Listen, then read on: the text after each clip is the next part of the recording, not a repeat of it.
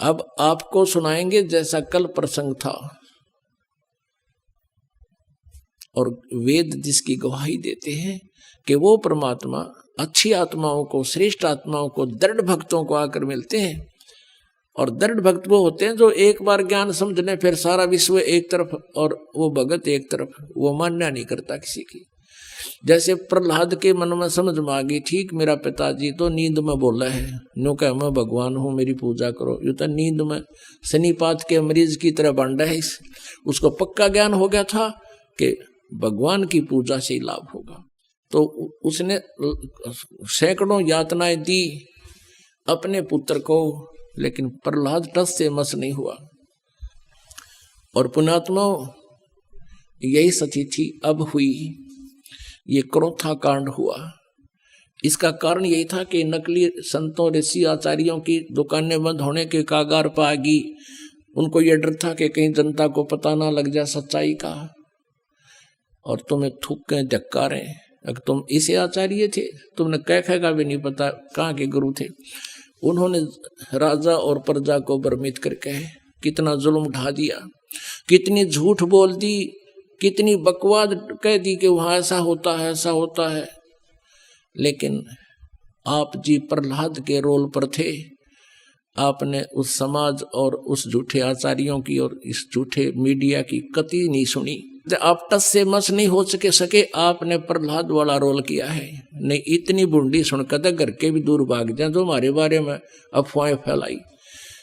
तो पुण्यात्माओं, यह परीक्षा थी परमात्मा की कि मेरे बच्चे मुझे कितना पहचान सके हैं, क्योंकि 1994 से लेकर 2006 में यू कांड हुआ था। 1994 से लेकर 2006 तक 12 वर्ष लगभग हो गए। इन 12 वर्षों के अंदर परमात्मा ने ये देखना था कि ये बच्चे मुझे कितना पहचान चुके हैं, क्योंकि आज से 600 वर्ष पहले परमात्मा ने एक परीक्षा की थी। एक वैश्या को, सुप्रसिद्ध वैश्या को हाथी पर बैठा के और हाथ में गंगा जल लेकर बोतल में और मुंह का लगा के, और उस वैश्या को हाथी पर बैठा के पूरे बाजार में घूम गए। जब 64 लाख शेष हो गए थे परमात्मा के, तो परमेश्वर कबीर जी ने देखना चाहा था कि ये मुझसे कुछ परिचित भी हैं या सुख ही नहीं मिल रहे हैं इसलिए मुझे भगवान मान रहे। तो उसमें क्या हुआ कि सभी के सभी इस लीला को देखकर 64 लाख के 64 लाख भगवान से विमुख हो गए। लोक वेद सुन के दुनिया कहने लगी, देख थारे गुरुजी ने कितने निकम्मे हैं, ये कैसा जुल्म कर रहे हैं, सरेआम वैश्यावर्ती कर रहे हैं, शराब पी रहे हैं, वैश्या को साथ लिए। अब वो मूर्ख थे। परमात्मा कहा करते रहे, निकम्यों, जब तुम्हें सुख होते थे, थारे दुख दूर होते थे, तुम्हारी जुबान का थूक सूख जाता था, मेरी महिमा गाते गाते जनता के सामने भगवान आए हैं, हम ऐसे दुखी थे, ऐसे दुखी थे, सुखी कर दिए।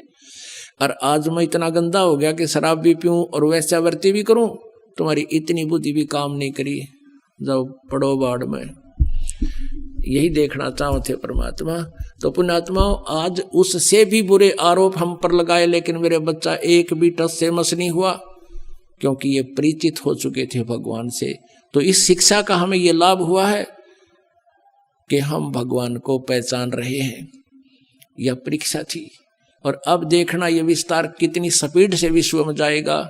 हमारा उद्देश्य है कि सब मानव समाज इस तत्व ज्ञान से परिचित हो, और जिससे ये माया की दौड़, माया की हाहाकार मच रही है, इसके पाने के लिए ना भाई देखता, ना बेटा देखता, ना माँ, ना कुछ। भाई बहन का आपस में रोज लड़ाई रहती है, झगड़े बढ़ गए हैं, पैसा कमाने के लिए रिश्वत है, तेरा गजब हुई। समाचार पत्रों में सुनते हैं, राजा लोग रिश्वत लेते हैं, जज लोग रिश्वत लेते हैं। आग लगी, फिर रह गया कि इस पृथ्वी पे फिर कौन जीव बचेगा। पुण्यात्माओं, कितने तक कानून बना लियो, ये सरकारें, कति कोई लाभ नहीं होगा। इस अध्यात्म ज्ञान से जीव को हेट हो जाएगी इन गंदे कर्मों से। उसको पता लग जाएगा कि कहाँ रखूंगा इस धन को, कि आग लाऊंगा, ये पाप मेरे साथ रहेंगे और माया मेरे साथ रहेगी नहीं। तो इस आधार से पूरे विश्व में शांति होगी। हम भगवान की भक्ति में बहुत समय लगा सका करेंगे।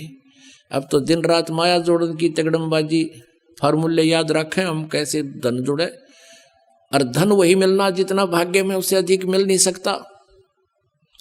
और परमात्मा कबीर जी की शरण में आने के बाद आपके भाग्य में ना होगा तो भी देगा। अब परमात्मा कबीर जी कहते हैं जय तन राजपाट भी चाहिए, हमरा दर ले ध्यान।